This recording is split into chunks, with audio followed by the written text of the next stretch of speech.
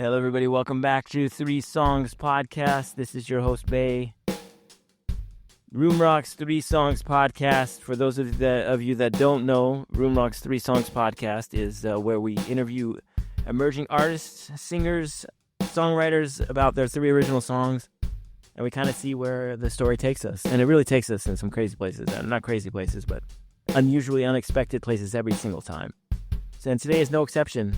It was really, really nice talking with Rob from Featherstone Massacre, who's our promised 8th episode today.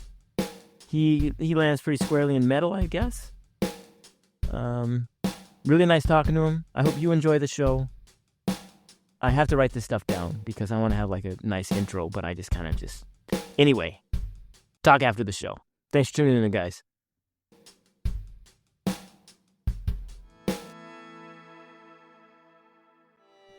It doesn't just end at one kind of point. It kind of just keeps going, and then it's strange. Sorted out to a certain extent, or you think you kind of understand things, and then your perspective on things changes, right? It's just interesting being a part of it. I think being alive, and you need to try and do. So you create something that I would want to hear, and is not a lowest common denominator kind of thing, is something a bit different, or something something that kind of speaks to me. I'm finding that a little bit, at the moment, a little bit difficult.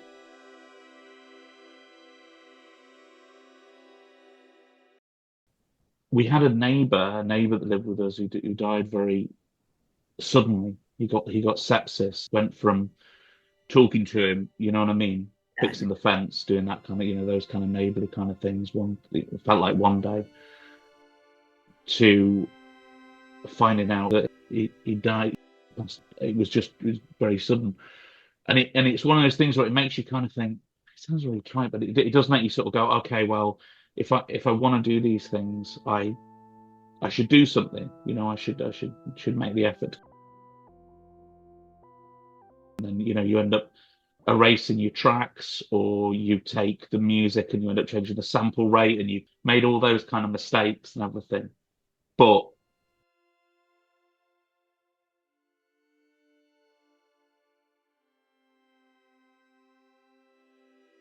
my dad,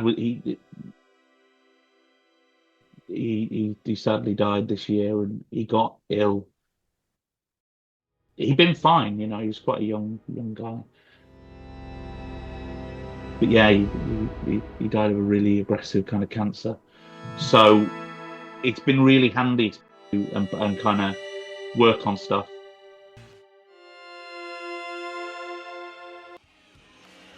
That's good because we can talk about the one of the songs. What was the lyric? It was the RWF. Yeah. Oh yeah. Let's talk about that. Can we talk about that song first? Is that okay? Yeah. That was one of those we had these wonderful layered vocal tracks, right? Yeah, there is quite a bit on that. So, and then some that for some reason when it was finally mixed kind of drop out. So there's a little middle 8 bit where there is actually some words, but you can't hear it. Yeah. So I don't know what went on there. That was, rather than just then there's just another big screen, but there's meant to be something that kind of bridges that bit, but yeah, it disappeared. I got an 8-string Harley Benton. You're in Germany, Harley Benton, of course, right? Tom and then was like, okay, right, well, I'm definitely gonna. This is my Deftones kind of moment now. I've got the 8-string. Can you explain what an 8-string is? Like, is it guitar? What is it? It's an 8-string guitar. Yeah. So a lot of your kind of extended range kind of instruments. There are things like that. I mean, it's become more and more kind of common, right, for guitarists to use extended range guitars and playing lower and lower tunings. And for whatever reason, I kind of thought as soon as I, had that lower kind of range that I would start writing these super kind of heavy kind of, is heavy, but it turned into something more. I don't know what you would sort of say. It's not quite. It's definitely not that.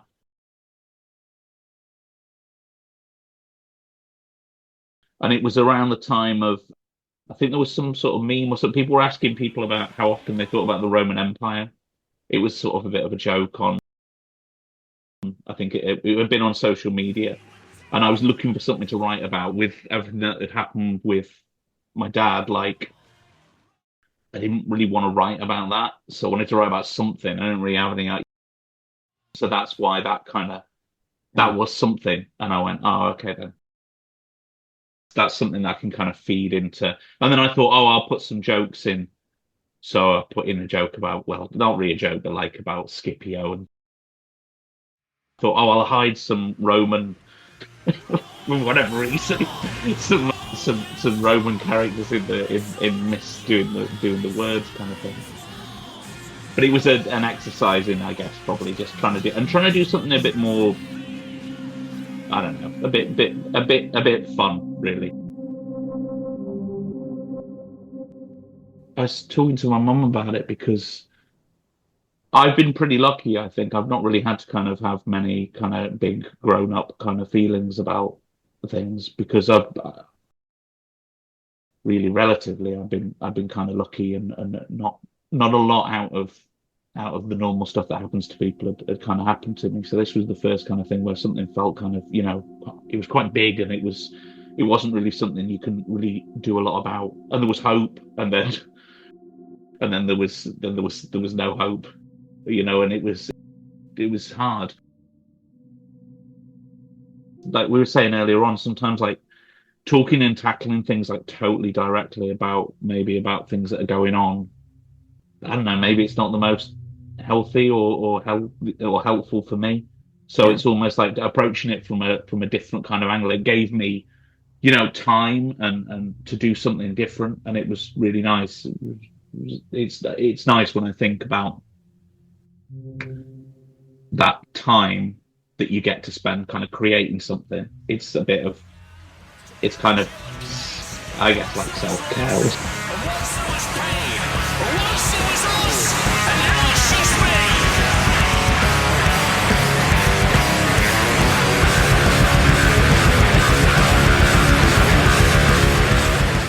I call that one shot. Yeah. Oh, Yeah. shot.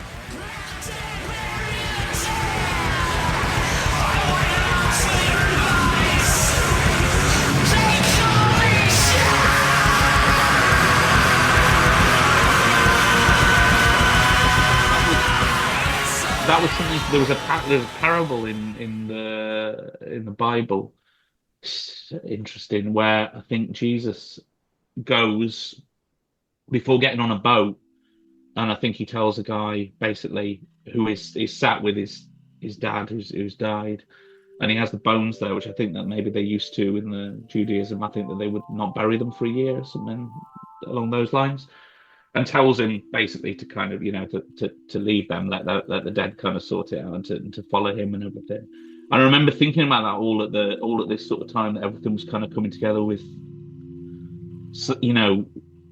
with my dad and everything. And I remember sort of thinking, I mean, it's quite an extraordinary thing to be sat with your kind of grief, and then somebody tell me just to leave it and walk away from it. And I used to think, I mean, how did that guy feel? I mean, he might have turned the air blue, kind of thing. You know what I mean? Before it just cuts this next thing where he's on the boat, where the guy's left. You know what I mean? I always sort of thought, oh, it's really interesting. It really does make you kind of think. I mean, if there was something that had come down and was sort of didn't really know what it was like to be a person in a way. There are moments in that where you read that and you kind of go, yeah, it does. It kind of just come across like he doesn't really know what people are. So it's strange. But I thought, well, that would be an interesting thing to write about. And that was I liked the riff that I'd come up with for that. I like the sound of that.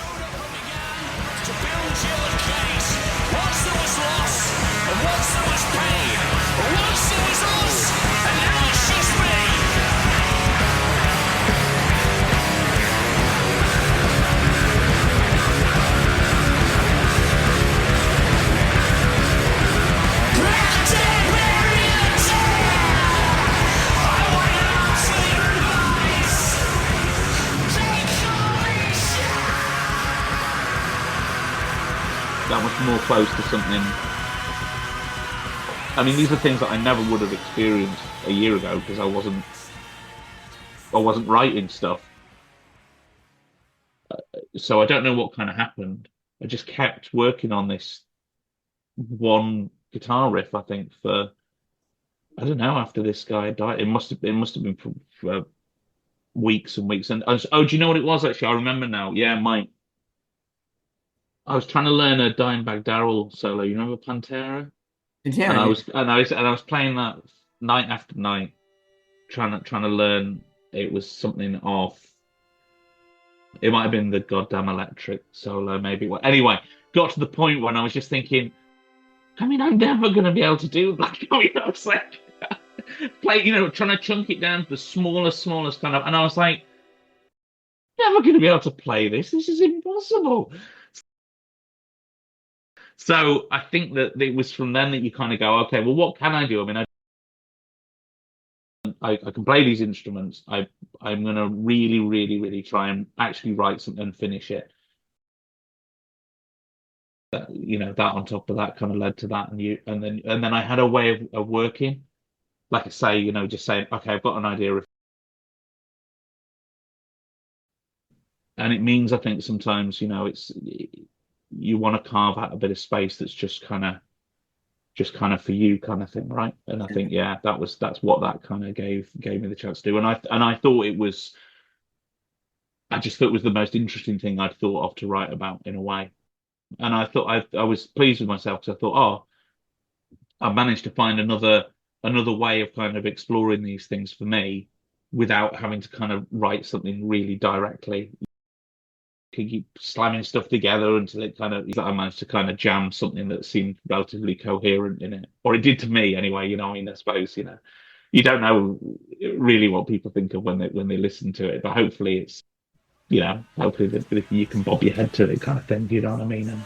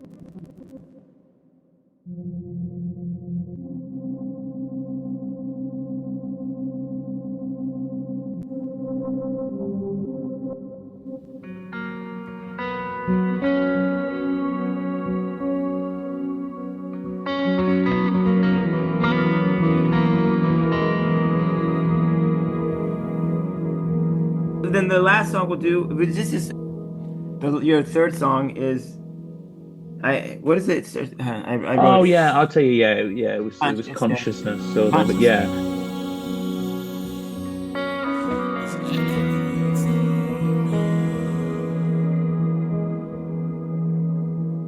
but Consciousness. yeah, so that was just it was winter time. It was just I think it's maybe lyrically is again there was an idea in it that was better, which is that the idea of kind of like because my dad he was a physicist.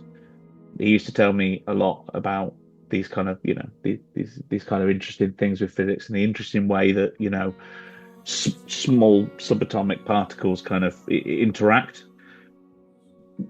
almost on the in the we've got the kind of bigger world that we kind of interact with and I like that all the idea of particles being becoming what is it that they call it kind of glued together. Oh, you'd hate me for not remembering what it is, but they become kind of intertwined or a couple of parts you can even get three of them kind of intertwined, they get kind of glued together. And I like the idea of having a piece of music that kind of spanned like this big this was my initial idea. It would span the beginning and the end of the album almost, and have the kind of track at the beginning and the end. Those were the two particles, and you would have kind of the journey of it in the middle. It's not the best kind of produced kind of track, but lyrically, it kind of I thought was interesting because of that. And I was like, oh, that's a real idea. That's a kind of artistic idea, not just a not just a kind of boy meets girl, girl breaks boy's heart.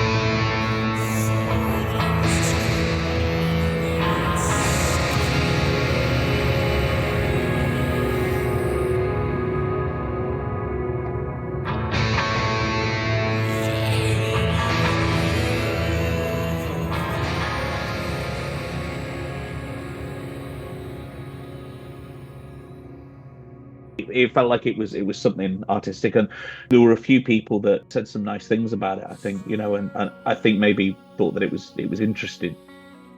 Just was never really kind of recorded in a way that I think kind of I was still very new to what I was doing, so I don't really want to go back and you know what I mean and do it. I kind of would like to move on to say, okay, well, those were done at the level they were done at, and if I ever revisit it, I might revisit the kind of idea. I had the kind of artistic-y kind of idea. Things being bookmarked at the beginning and the end, and this kind of journey of this kind of particle almost. But I guess a lot of the things, aren't they? They're just ideas to kind of hold together a bit of music.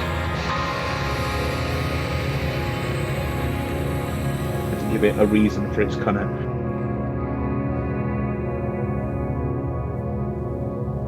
reason for existing.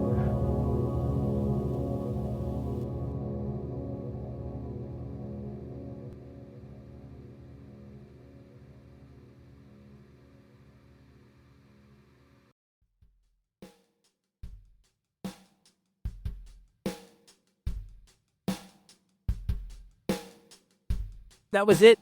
Episode 8 is in the bag. I want to thank Rob from Featherstone Massacre for sharing a story. Really nice story, touching story. And if you like what you're listening to and what you're hearing, come on down to a YouTube channel, RoomRock, one word, YouTube channel. We're the video version of this, actually. I'm trying to start to do the video versions. I don't know how they're going to work out. But like and subscribe to our shows so we can start bringing you more of this stuff. I guess that's the way it works, right? So check us over at RoomRock. All the artists we have over there. We have some new shows coming. We got a show coming from DIOPTER, who's a new partner on the show, and it's going to be Sonic Periphery. It's a great show. He's really natural with this stuff. So come subscribe, support us. Tune in next week. I'm almost afraid to say that. Tune in next week for episode 9, but we have Dave Thomas. He's from Austria. He's the piano player. He's really a really good singer, songwriter. Really emotional stuff. He has some songs already on our channel. I'm looking forward to his conversation and, his podcast. Thanks again for tuning in, guys. Really. Share the love. Your host, Beah. Till next time.